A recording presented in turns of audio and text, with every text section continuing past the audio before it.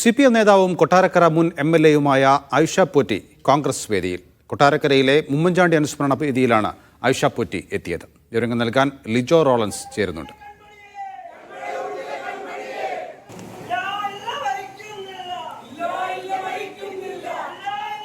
ലിജോ, ആയിഷ പോറ്റി കോൺഗ്രസിലേക്കെന്നുള്ള വാർത്ത കഴിഞ്ഞ ദിവസങ്ങളിൽ വന്നുകൊണ്ടിരിക്കുന്നുണ്ട്. അതിനെ ശക്തിപ്പെടുത്തുന്നതാണോ അവരുടെ ഈ കോൺഗ്രസ് വേദിയിലെ സാന്നിധ്യം?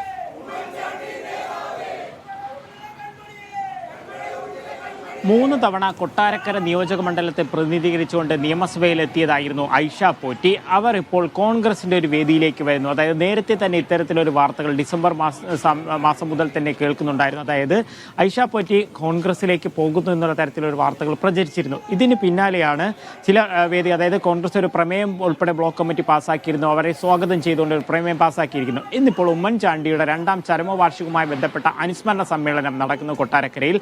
കൊട്ടാരക്കര ബ്ലോക്ക് കോൺഗ്രസ് കമ്മിറ്റിയാണ് അതിന് നേതൃത്വം നൽകുന്നത്. ആ പരിപാടിയിലാണ് കൊടിക്കുന്നിൽ സുരേഷ് MP ഉദ്ഘാടനം ചെയ്യുന്ന പരിപാടിയിലാണ് ഇപ്പോൾ ആയിഷ പോറ്റി എത്തിയിരിക്കുന്നത്.